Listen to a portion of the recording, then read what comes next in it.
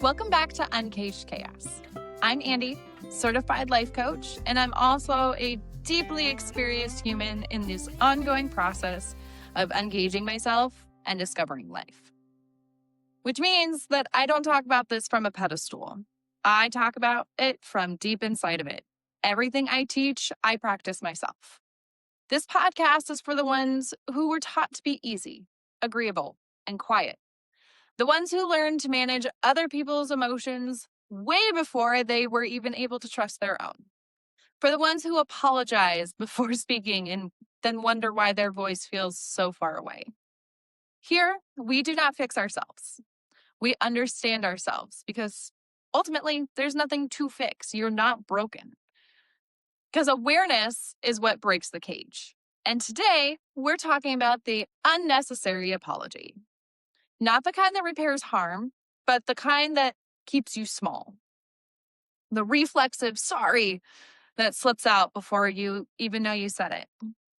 The one your nervous system learned to use to stay safe. Because constantly apologizing isn't politeness. It isn't humility, and it isn't even kindness. It's simply a survival strategy that has outlived its purpose.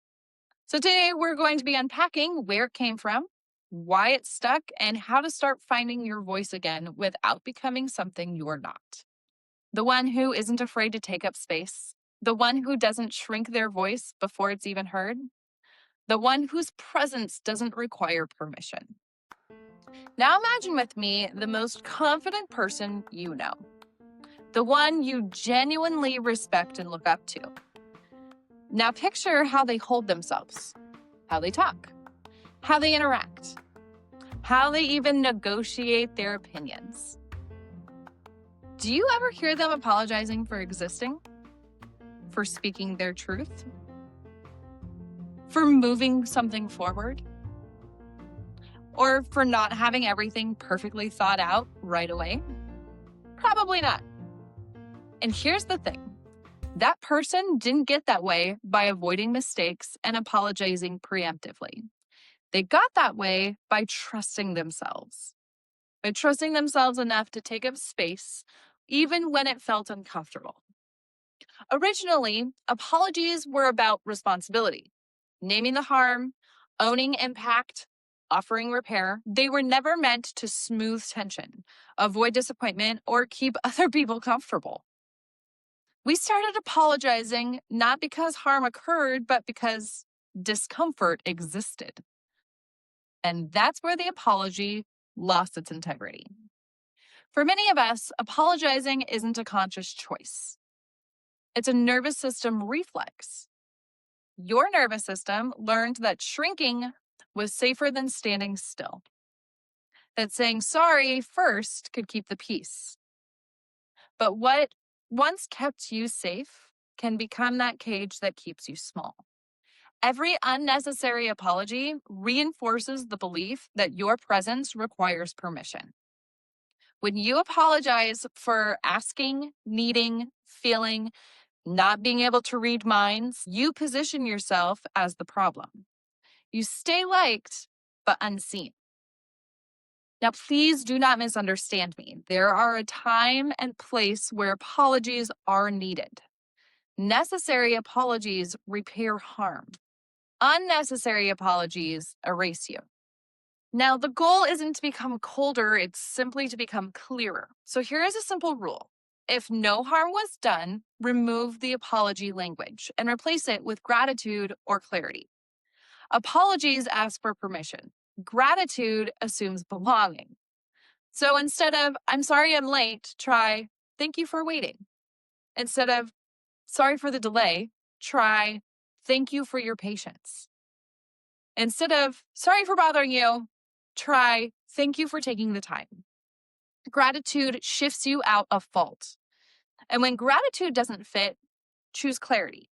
So this sounds like, instead of, sorry I need help, say, I need help with this. Sorry I feel this way, say, this matters to me.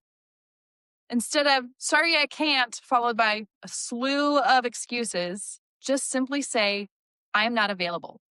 Clarity doesn't require forgiveness. Apologies repair, gratitude connects, clarity grounds. When you stop unnecessarily apologizing, some people will be disappointed. But that doesn't mean you're doing it wrong.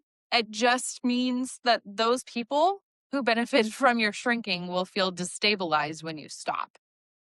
That discomfort is not danger, it's just simply information on how people saw you in their lives. Taking up space doesn't mean being louder. It means staying present instead of retreating, letting the silence exist, holding your ground, not rushing to smooth things over when nothing is broken. That constant apologizing is part of the cage that's keeping you small. Not because you're wrong for it, but because it just keeps you contained. You don't break that cage by forcing confidence. You break it by trusting yourself enough to stop retreating. You won't trust your voice before you use it. Trust is built by surviving the moments you don't apologize for, by saying the things plainly, by letting the room hold it, by realizing you didn't actually disappear. You are allowed to take up space without explaining yourself. You are allowed to be felt without apologizing for it. Now, as you move through this week, I want you to kind of start noticing some things. What do you apologize for automatically? What are you trying to prevent when you say sorry? Where could you replace an apology with gratitude or clarity? What would it sound like to state your need without cushioning? Not to judge yourself, but just to notice where you're still shrinking. And again, apologies are meant to repair harm, not to erase you. Save them for when they matter. And if you've ever felt too much, too loud, or too damn tired of shrinking, this space is for you. This is Uncaged Chaos, where we take up space for using our voices and know that being human is the whole fucking point.